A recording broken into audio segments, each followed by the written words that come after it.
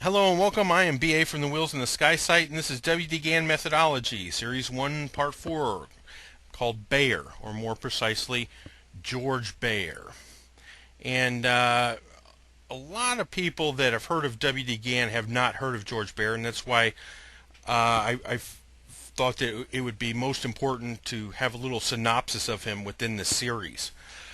Gann had a contemporary known as George Bayer. While the two had completely different writing styles, they covered the same methods in the markets. This provides a researcher with a very unique view. Bayer was a prolific writer who wrote many books along with forecasts, which were highly accurate, just like W.D. Gann's.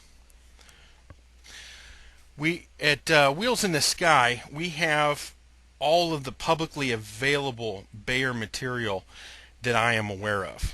We've got 7 to 9 of his books and all the forecasts that I'm aware that are out there. Some are extremely rare. The reason why this is important is because W.D. Gann has confused and confounded many. And George Bayer wrote about the same things. W.D. Gann used time factors. He mentioned that in his book Tunnel Through the Air, specifically time factors. And, and here we have George Bayer actually writing a book on it. So you've got the same topics being covered from a completely different perspective. Some of the books that George Bayer wrote were Handbook of Trend Determination, Egg of Columbus, and Time Factors. Okay, and we're going to start off with time factors, and we're going to pay attention. Both W.D. Gann and George Bayer did a lot of forecasting. In his 1929 stock market forecast, W.D. Gann said that on September 3rd, stocks would have a high at the Dow at 386, and he just missed it by just a couple points. Pretty much nailed it. Okay, and that was written in late 1928. These guys were extremely accurate, and we all get, as traders, we all get lucky with a market call or two, but these guys were consistent, and that's what sets them apart. Yeah, you can hit a high or a low or whatever. If you keep trading, eventually you'll get lucky and hit a big one, but these guys could consistently do it, and that's the goal of the traders, to get to that type of consistency. Okay, so that's why both W.D. Gann and George Bayer are extremely important. And like I said, and a lot of people don't know this, is they wrote about the same techniques. They're both using the same thing. Okay, they're both using the same principles. Okay, they're both using cycles.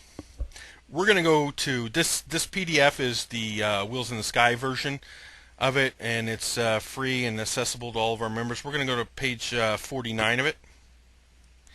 Here we are, and listen to this, because this is typical of how these guys forecast. On March 4th, 1933, the day after the market closed due to a bank holiday, I sent the following telegram. Market reopening, stocks will be top. Sell off till March 30th, followed by big advance. The market did exactly as the wording of the wire forecast.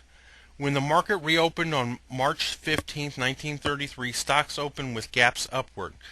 Top was made the next morning on very large volume, when we turned downward once more until March 30th, whence the present bull market began. This was purely scientific. Okay, let's take a look at some more of his writings. Okay, here we are on page 96. It says, a circle is also an ellipse, the major and minor axis simply being equal.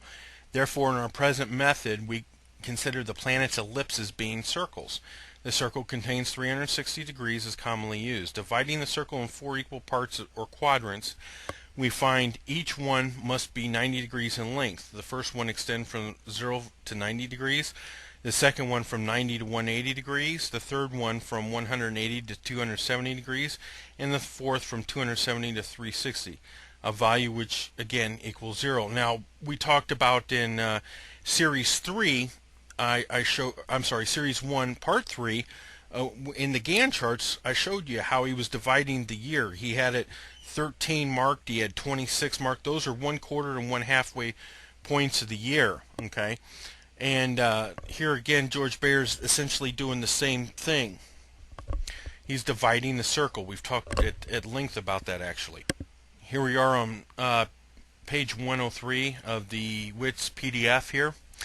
And here he's explaining his ellipse method. And it says, compared with proportionate mythological ideas of former times, we find many analogies, often of common source of origin and finally a real cause. Remember in the beginning, which was Series 1, Part 1 of this series, I told you that these guys, what they did is they isolated the cause, okay, of financial market movements. And once you do that, you can forecast with ease, okay. Now what I want to do is go and give you a go into some of his actual forecasts, or more of his forecasts. He did something called previews and pre-previews, which is actually some of his forecasts throughout the time. So one can actually go in there and study his accuracy. And we're going to take a look at one of that. Like I told you, he's very consistent, like Gann. Okay, these guys were both around 90% accurate, and that's the point that most of us want to get. So we're going to jump now to his pre-previews, which we have available to all of our members at wheelsinthesky.com. Okay, and here we're at page 24 of his pre-previews. Okay, previewing the March stock market, including a forecast of movements of wheat and cotton by George Baer. Okay, this is one of my I like this. I still retain a copy of The Wire, which I sent out at the time telling my clients to buy stocks right then. Everyone at the time believed the end was near. They should have been thinking just the opposite. The beginning was here. These guys, yeah, he's a very good writer. He's got a very unique writing style. But let's zero in on this very seriously. It says down here, a top is coming. Anyhow, the Bible says March 1937.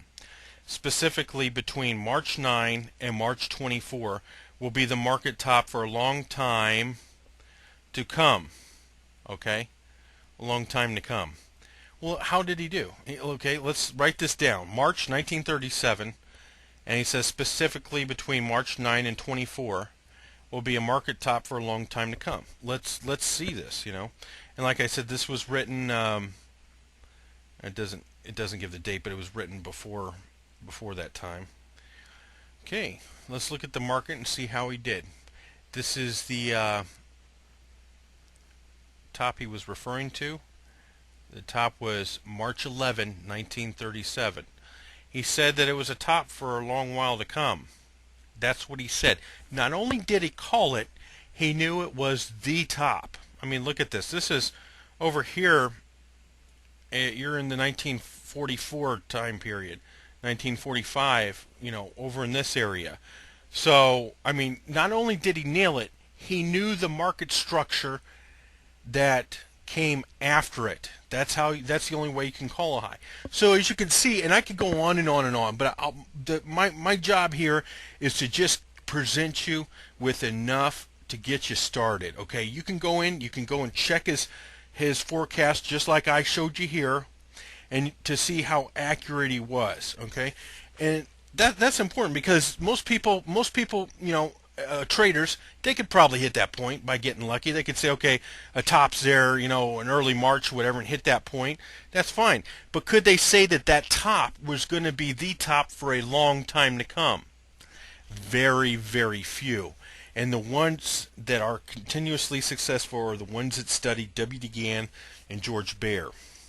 Anyway, I am BA from the Wheels in the Sky site. That's www.wheelsinthesky.com, or you can visit our Yahoo site at Wheels in the Sky, all one word. And like I said, we've got the Baer material. We've got all the public Baer material that I know is out there, and we did a massive manhunt. We have several guys that go around and actually check these things out, and they said, BA, you know, we've got it all. Anyway, from Wheels in the Sky, we'll see you there.